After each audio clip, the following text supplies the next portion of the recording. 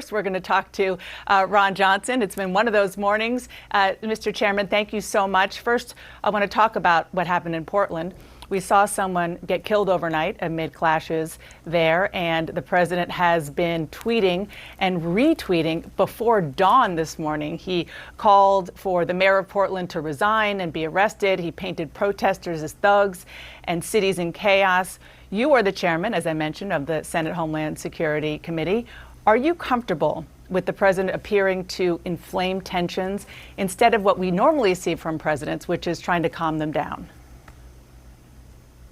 Well, good morning, Dan. Listen, I've been urging calm across the board, particularly in light of what happened here in Kenosha. But as I said in the opening statement when we had Acting Secretary Wolf before my committee, when you encourage disdain for the police, you encourage criminals. When you do little or nothing to stop rioting, you encourage anarchy. So when you're encouraging criminals and anarchy, people's lives are lost. You have more and more destruction, more and more violence. So what we need to do is we need to get control of the situation.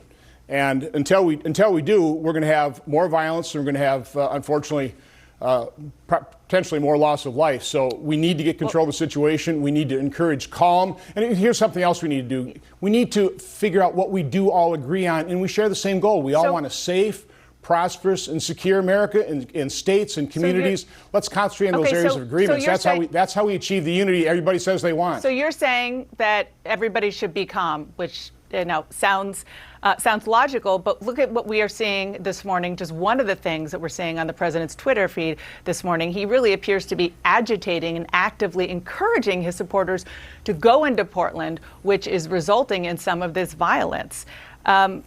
Is that what you want to be seeing from the president?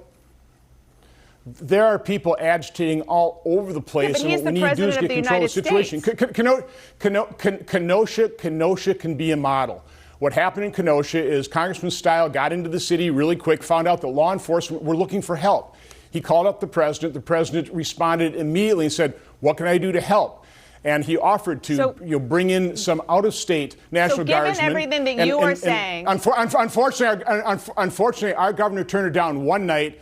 2 people died in the intervening time. Given what you were saying, would you prefer that the president not tweet agitating comments and agitating ideas on his Twitter feed?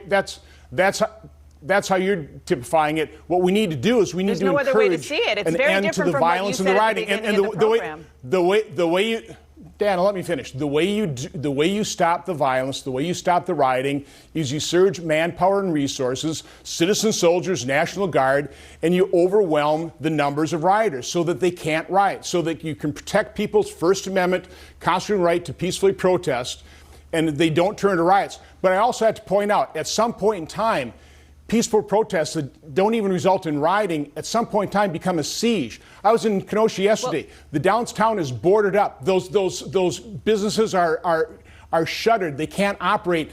Other citizens now can't earn a living because their businesses are shut down. Part of the problem so we also have to stop that siege on our cities. Okay, that's fair. Pardon? That's fair. It's very fair. It needs to be said more often. Let me ask you the question that I was going to ask you, sir. We saw 2 people killed by a Trump supporter in your home state of Wisconsin, in Kenosha last week. And these deaths do appear to be the result of clashes between the right and the left. So doesn't the president have a responsibility to call out violence regardless of who is committing it? Yeah, and the governor has responsibility to accept the surge in manpower so that people, so that citizens don't believe they've got to protect their own property. I'm asking about the president. We can talk about matters the in their own next. hands, because that's really what happened. No, what the president did was he offered to surge manpower resources so the violence could end. The governor did not accept that day. That night, tragically, 2 people lost their lives because citizens took matters in their own hand. I'm not for vigilantism. I'm not sure that's what was happening. People felt because the governor and local officials were looking for help. The governor did not accept the help, and so there was not the resolve to end the rioting. And so people took matters in their own hands, and that's what ended up happening. People die. You have to get control of the situation. And the way you do it is what happened in Milwaukee, in Kenosha, where local officials said, please, we want help. We want manpower. The president offered. The governor finally accepted it. And now at least the streets are not violent. We still have the protests. The businesses are still shuttered. Those individuals' constitutional rights are being violated because they can't operate their business and enjoy a living. Senator, that so again, you have to look at the entire situation. The 17-year-old accused of committing those 2 murders was a Trump supporter. It's a tragedy. Do you condemn that? It's a tragedy. Do you condemn it? It's a tragedy. It's a tragedy. It's a tragedy, the entire situation is a tragedy. Listen, I don't want to see any loss of life. It's a tragedy, and the way you prevent these tragedies is you support law enforcement. Tragedy could be a you car calm the accident. situation. You allow for peaceful protests, but you don't allow peaceful. You don't allow peaceful protests to turn siege into siege. Listen, I don't want to see anybody lose their life. I don't want to see the violence continue. I don't want to see businesses burned down. I don't want to see economic destruction. I condemn it all. Okay. Thank you. I want to move on to something that the president said when he was just a candidate back in 2016. He was speaking at the convention then, and he promised to end crime and violence in the United States if he became president. Take a listen. Beginning on January 20th of 2017, safety will be restored. The most basic duty of government is to defend the lives of its own citizens. Any government that fails to do so is a government unworthy to lead.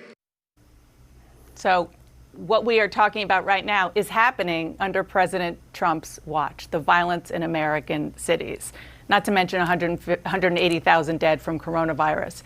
Is his government, in the president's own words, living up to his own promises? Is he worthy to lead? Well, first of all, where the violence is occurring is primarily in big cities that have been governed by Democratic mayors and Democratic governors for decades. Okay, I know that's the Republican talking point, but he is the president. Well, you know, President Trump has a tendency to overpromise. I generally try and underpromise and try and overdeliver. But so did he overpromise? That's a campaign pledge to basically support law enforcement and place safety and security as a priority. And that's what you need. If you want economic prosperity and opportunity, you need a safe and secure community and states and America. That's what I said. That's the goal we all share. Why don't we concentrate on the goal we all share and figure out how we can actually accomplish it? You know, Republicans in the Senate, we actually tried to address the problems with policing. And we did it using Tim Scott, who looked at the House bill and found the areas of agreement, put it on the floor of the Senate, and the Democrats said, no. It's either our way or the highway. We won't take just what we can all agree on. We need to have everything as well that we don't agree on. So, again, we're trying to do this. We're trying to provide the safety and security that America wants. So the president's trying to do that as well. Well, it sounds like you are, but I'm not sure those tweets are achieving the goal that you're stating this morning. I want to turn to the question of Russia and more specifically election interference in the election we are currently in. The Office of the Director of National Intelligence informed congressional oversight committees that it will no longer be briefing in person on election security issues. Do you think that the DNI should continue, or his aides should continue to give those briefings? Well, they will in a written form, and they're not doing it in person because of the leaks, apparently. Listen, Dan, I've been on top of Russian interference in elections well before 2016. As chairman of the European Subcommittee of Foreign Relations, we held 3 hearings on the way Russia tries to destabilize the election systems of countries around the world. I know and that is what they have done successfully because they were aided and abetted by people like Adam Schiff, Democrats, and the mainstream media. Hold on They can't really. They have a very difficult time influencing elections. Let's focus on the issue at hand, which is the DNI briefing. You just said because of leaks. My question for you is, first of all, members of the committee, people who sit on the intelligence committees, dispute that they leak. But secondly, why logically would having an all-written briefing, do anything to stop leaks? Wouldn't it make it easier if you have something on a piece of paper? First of all, Dan, Listen, I sit during, through secured briefings. This is being blown so way out of proportion. I can probably count on one or two fingers the things that are actually classified in those briefings. There's no surprise here. We know that foreign actors are trying to influence, trying to destabilize our political system. But again, we're doing Putin's work for him.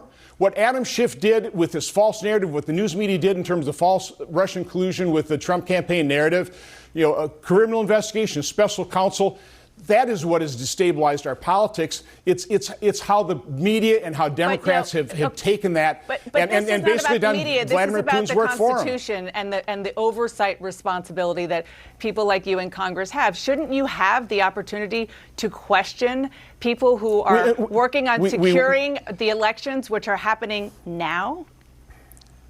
We do and we will, and we all know what Putin is doing. China wants Biden to be the next president.